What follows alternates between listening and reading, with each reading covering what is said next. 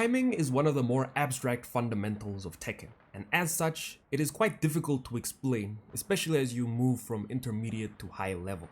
And that's what I'm going to try to do here. I say timing is all about rhythm. But before I go into this whole abstract concept of rhythm, let me talk about what there is to understand about timing at a very basic theoretical level. At the very base level, there are two different types of timing. There is immediate and delayed timing. Immediate timing, as the name suggests, means operating immediately as your character recovers from whatever they're doing, right? So whether you're blocking attacks, whether you're sidestepping, whether you're the one on the offensive, you're basically just pressing buttons as soon as possible. Now, why would you use immediate timing? The simplest answer is frame traps. If you take Reina's Sentai 4, she's +4 on block, and I have Kazuya here set to jab. Now, Reina being +4 means that any move that is 13 frames or faster will beat Kazuya's jab because it comes out at 10 frames. So, if I do down forward 1-2 on immediate timing here, it catches Kazuya's jab. And obviously, if I try anything slower, with like down forward 2, which is 15 frames, then Kazuya's jab will beat it. Now, of course, jabs aren't the only way to deal with being minus, and so I have Kazuya set to Power Crush instead, and when he does this, he armors through my frame trap. Now, of course, there are other ways to deal with this. You can just do a quick down forward 1 check and absorb the hit of the Power Crush. You can wait for the Power Crush to come out and then punish it, or you can jab. Because Power Crushes take 7 frames for the armor to come out, and at +4, your jab is technically 6 frames fast. Now, as the attacker, you have quite a lot of options to deal with whatever button the opponent decides to press. Now, as the defender, the best way to deal with an opponent who operates on immediate timing is with movement. So, if I do send 4 into down forward 1, Kazuya can cleanly sidestep her down forward 1 to the left. Moreover, if he reads that I'm just going to do a down forward 1 check, he can sidestep electric punish me, right? Of course, this depends on the frame situation too, because at +5, he can sidestep electric me, right? But at +6, he cannot. But in general, in cases where you are like +2 to +5, movement is a very good option for an opponent who suspects that you're going to operate on immediate timing. Another thing to keep in mind, especially for stance-based characters like Reina, is that once you enter stance, if you operate on immediate timing, it's very easy for the opponent to make a defensive decision. For instance, Reina's frame trap from her Wrath mix is Wrath 1. And so if the opponent tries to Power Crush here, they eat 68 damage for their troubles. But on the other hand, if Kazuya knows that you're gonna try Wrath 1 or Wrath 2, both of which are punches, it's very easy for him to input a punch sabaki and counter that option of yours.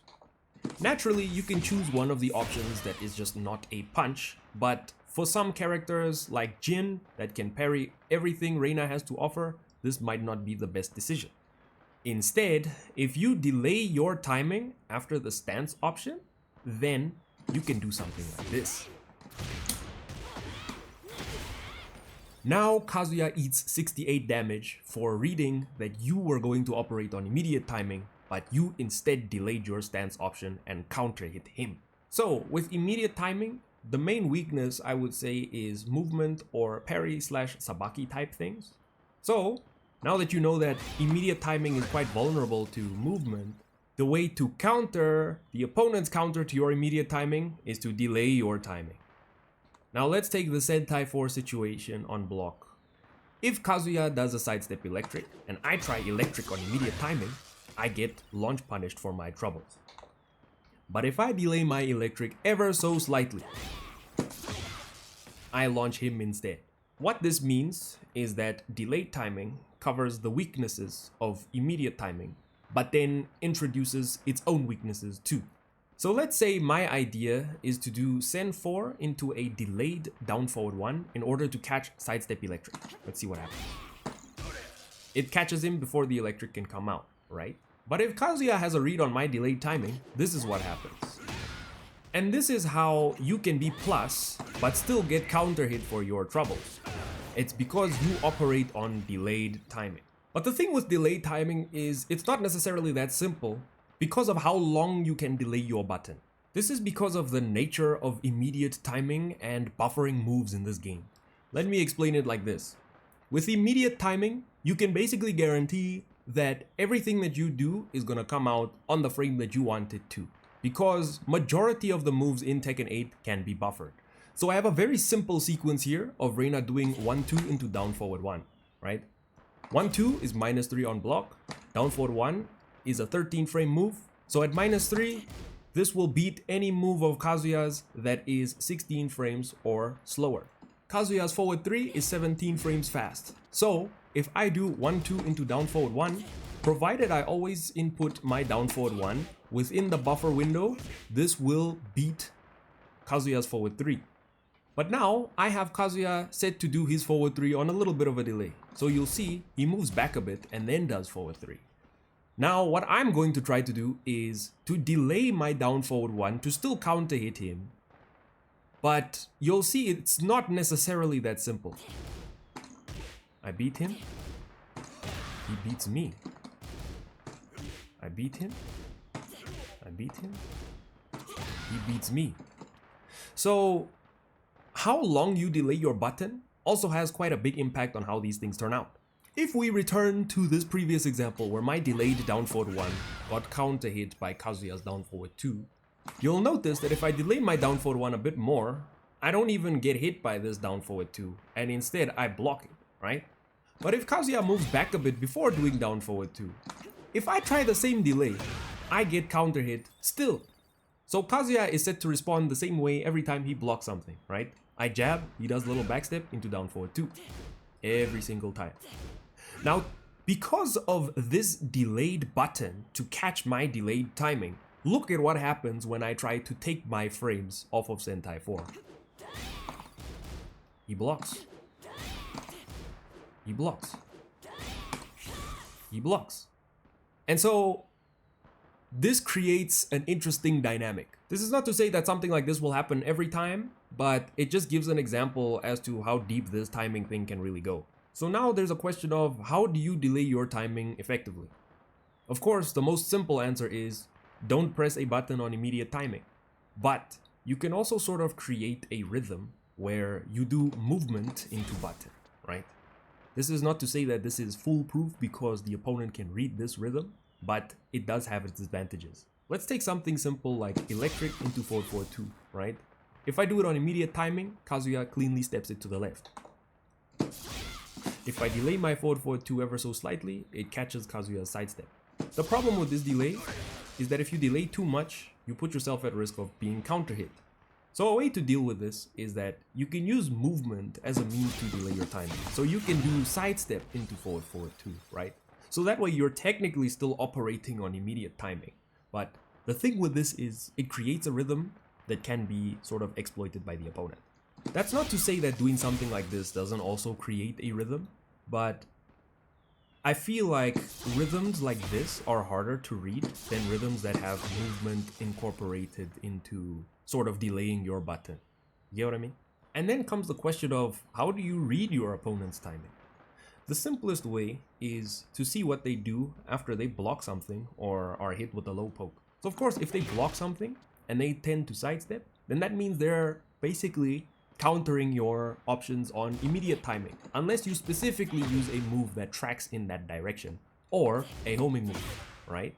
There are also times when you might wonder, I'm kind of just standing like this with my opponent. How in the world do they get a read on when I throw out a move? Have you ever found yourself in a situation like this, where you and your opponent are kind of just staring each other down, might be doing some movement here and there, and then the very moment you decide you want to press your button, you get counter hit. I've always found that to be extremely confusing, but there are some things that you can look out for in order to sort of either catch this timing or to catch your opponent attempting to catch your timing, right? So if you're playing Kazuya in this situation and you're looking at Reina, you might think, okay, she's literally just standing there. Let me try go for a running 3. And then it gets stepped. But look at this from the perspective of the Reina player. If she's just looking at Kazuya, you see that little forward dash? That tells you it's time to step. So just bear in mind that the opponent is watching your character. And so even though you think your timing is unpredictable, they might react to this forward dash and then press their button, and this is why you end up getting counter hit out of things like this, especially if you do like dash up into a low, because from this range down back 4 might whiff, but then from this range it might hit, right? It is advisable to incorporate movement into your game plan, not just as a means to avoid whatever your opponent is doing, but also to mask what you want to do. Right? So if I'm just standing here and I decide I'm gonna go for forward forward 2, Kazuya might be able to snipe me with a down forward 2. But if I instead do like a fake wave dash, sidestep, backdash, then do forward forward 2, it will be harder for him to tell what I want to do, right? And when you incorporate movement into these things, it's kind of like, what is your opponent's rhythm here, right? Because some people might do wavu wavu into nothing into button, or they might do wavu wavu into button, or they might do wavu nothing backdash and just back off, right? All of this movement creates a sort of rhythm, and this kind of rhythm is what you want to be reading when you're looking out for your opponent's timing, especially as you move to higher level.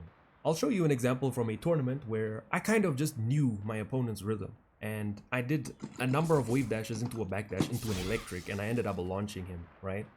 I'll also include a couple of clips from players who have a read on when I like to throw out electrics. A move that is notoriously hard to whiff punish, and yet because they have such a good read on my timing, they're able to duck and launch it consistently. So then the last thing that I would like to impart here is you should try to throw off your rhythm.